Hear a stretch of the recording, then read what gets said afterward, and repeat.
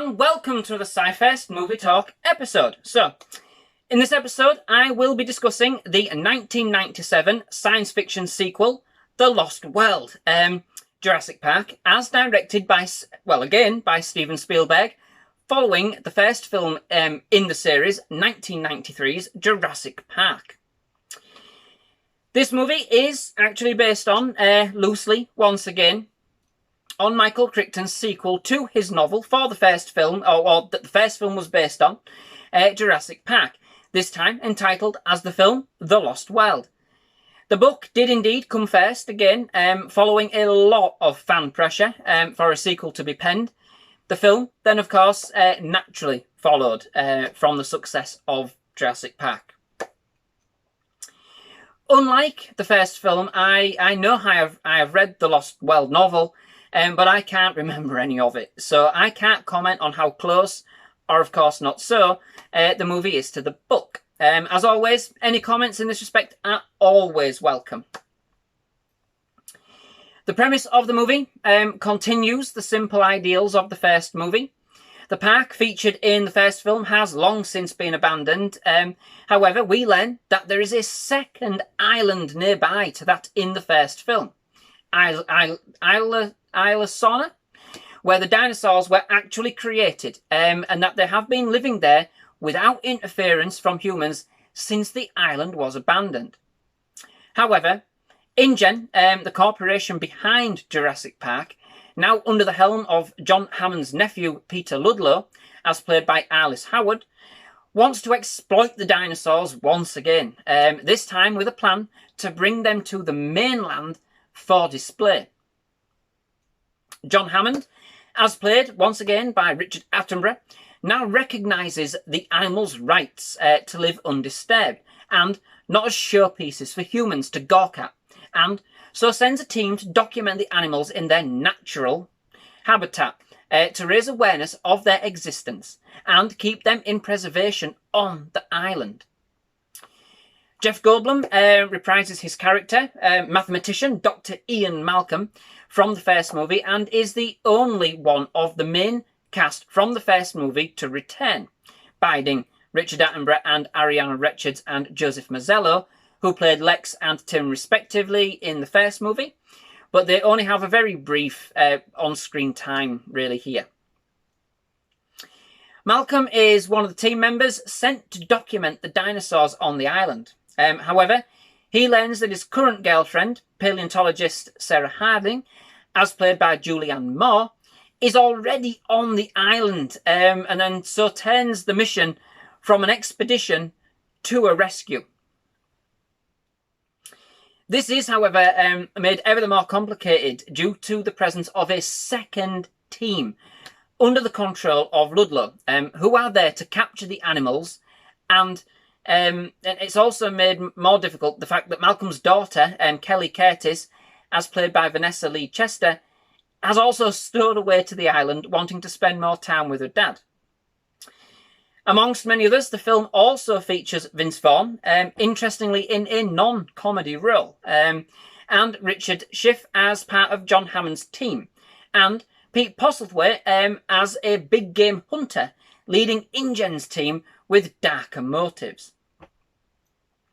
So, following on from the success of the first movie in the series, the fans demanded more dinosaurs, and more dinosaurs is what we got.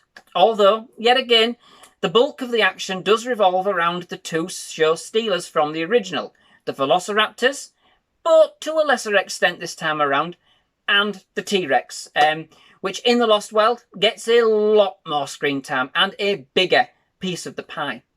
In fact, there's a whole family of T-Rexes to haunt our screens this time around. The thing is, for me, this film is certainly entertaining, absolutely.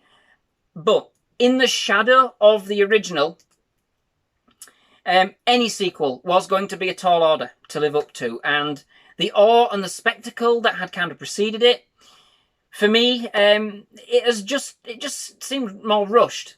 Here's a sequel for sequel's sake, and that had that feel in places. It feels a little bit lesser quality than its predecessor. This is especially noticeable right at the start, where the scenes transition from that of a dinosaur attack to one of Malcolm in a subway. That part has kind of always grated on me. It just seems so poorly edited, especially when you consider the finesse of its predecessor. But what I must say, in the film's defence, somewhat, is that the CGI is very much improved overall. It still doesn't quite stand up today, but it was a lot more seamless, making it harder to tell in this one that I was indeed watching CGI dinosaurs.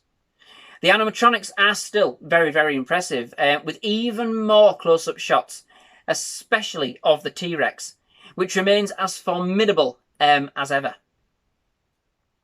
In terms of the music, this was again penned by the maestro John Williams, but not one of his best, I think.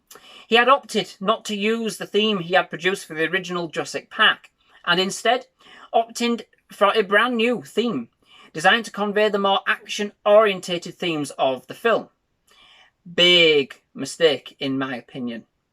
The new theme just seems to build up to something, and then flatten out, and doesn't have nearly the same impact as the original did for me. Not quite air conducting material this time around, at all.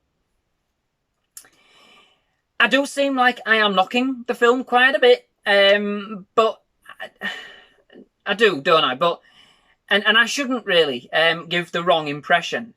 I do actually love this movie, just nowhere near to the same level as the original. That's all. For me, it's still very much a fun and action-packed movie once the dino action starts, which serves its brief very well. More dino action, and what can be wrong with that?